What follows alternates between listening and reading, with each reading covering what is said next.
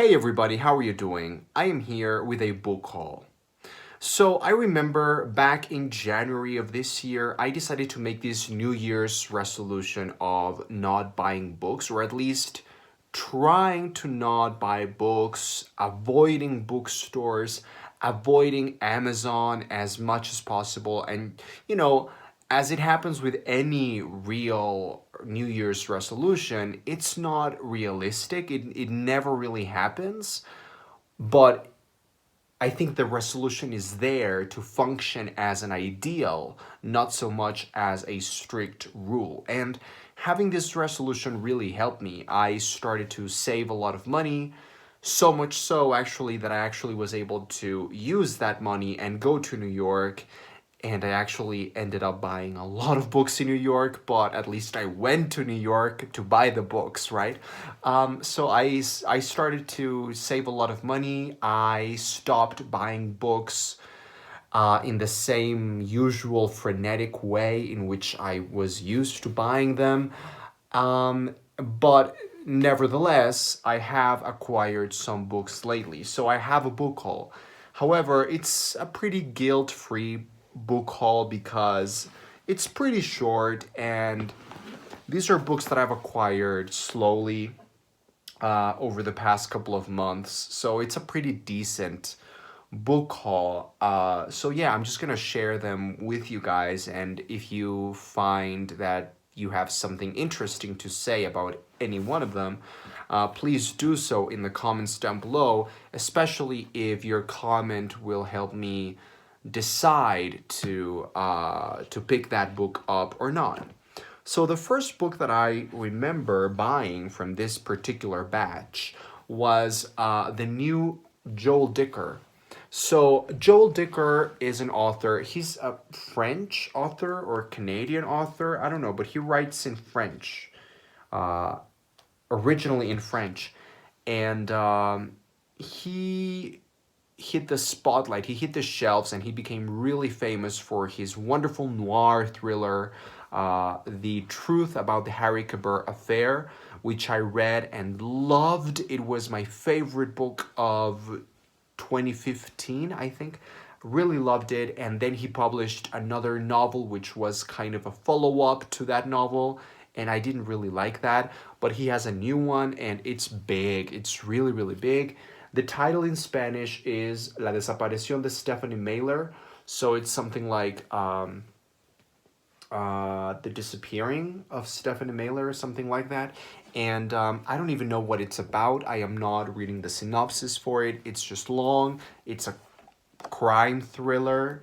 It's pretty long. And his writing style is so frenetic and propulsive. I just really enjoy reading him. So that's one, probably for like a summer break or some kind of vacation.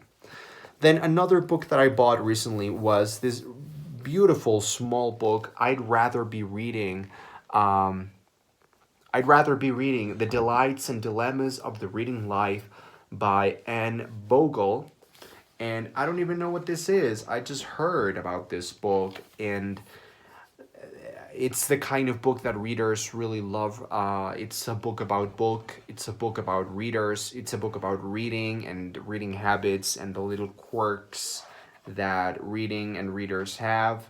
It's very short. It actually, I'm looking at the chapters. I had never even cracked this one open, and it looks pretty friendly and accessible. Very short. Um, so it seems like something I can read in a couple of days. Then I have another Daphne du Maurier. This is a collection of stories, The Doll, and I just love the title and the cover. The Doll, the Lost Short Stories by Daphne du Maurier. This actually includes some short stories that I have already read from the collection The Birds, which is one of my favorite books that I've read so far this year. But yeah, this has more stories that I haven't heard of, so I'm really excited about it. And talking about short story collections, we have Shirley Jackson's The Lottery and Other Stories. I think I must be the last person on BookTube who hasn't read The Lottery. I know that The Lottery is this really important piece of short fiction that, for example, people in the United States usually read as part of their high school education or something like that. Here in Mexico, of course, Shirley Jackson is pretty much unheard of. She's not popular at all. But everything that I've read by her, I've really, really, really loved. Particularly, We've Always Lived in the Castle, but Hill House as well. So I've never read her short stories, and yeah, I'm really excited to read the classic The Lottery and the other stories. Now, something completely different is this piece of nonfiction, Letters to a Young Contrarian by Christopher Hitchens. So, Christopher Hitchens is this wonderful sort of icon for me. He's incredibly elegant and smart, and he's the kind of person that I would love to have a long conversation with. He wrote this incredibly fascinating book. Uh, I completely forgot the title. I read it this year. It's something like God is not right or religion is not right, how religion poisons everything. God is not great.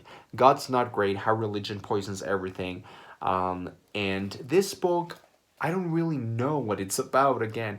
I don't know if it's about religion necessarily or if it's on a number of topics, but well, the title is pretty self-explanatory, I guess. Letters to a Young Contrarian.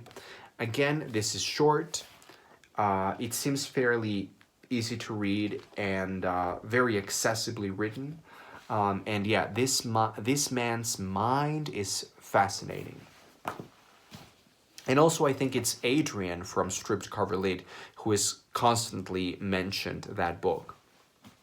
The next book that I have is one of the prettiest, most beautiful books that I have acquired in 2018.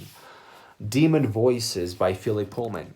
So this book came to my attention thanks to Jason from Old Blues Chapter and Verse. He actually wrote a message on Goodreads for me, letting me know that this was a thing. I was not aware of it. This is a very long collection of nonfiction texts and articles by Philip Pullman, who is one of my favorite writers. And these are all articles on stories and storytelling. So I don't really know what to expect. I just know that the book is beautiful, and every single thing that I've read by Philip Pullman is gold. The next book comes recommended, highly recommended by Adam from Memento Mori. This is Clockers by Richard Price. I remember that Adam from Memento Mori highly recommended this book when he did the mid-year book freakout tag, or one of those tags, and he was talking about one of his, well, he was answering a question about his favorite books of the year so far, and this was his answer. He said that this book was really something, and I don't even know what it's about. I didn't even read the synopsis. I completely trust Adam. So yeah, Clockers. The next book that I have is The Duchess of Bloomsbury Street by Helen Hanff, who was the author of Apple of My Eye, one of my favorite books ever. And yeah, I'm just hunting down every single book by this author. The next book is Secret Passages in a Hillside Town by Pasi Ilmari Jaskalainen. This author wrote another book that I really, really enjoyed a couple of years ago, the Rabbitback Literature Society, which also had a very similar cover, very shiny and whimsical, but with a different color palette. This is, I don't even know what it's about. It doesn't say anything. But yeah, the author and the whimsical writing and the imagination. This is an author that I remember when I finished reading the Rabbitback Literature Society, and I immediately started doing some research about what else has this man written, because he is really something. And finally, I have The Magic Toy Shop by Angela Carter. This is an author that I've never read, but I feel like it's a must for people like me, you know, people who enjoy the kind of thing that I do. I feel like Angela Carter is a must.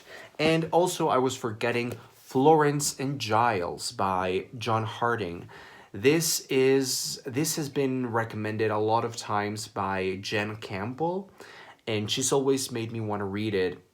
This says, imagine the turn of the screw reworked by Edgar Allan Poe. I loved The Turn of the Screw, and I am fascinated by Edgar Allan Poe. So this book, the premise, even the cover, everything feels perfectly gothic and dark, just the way that I like it. So yeah, I'm really dying to read something gothic and creepy and weird. So yeah, that's my little book haul. I appreciate your comments in the comment section down below. Thanks for watching. I will see you in the next video.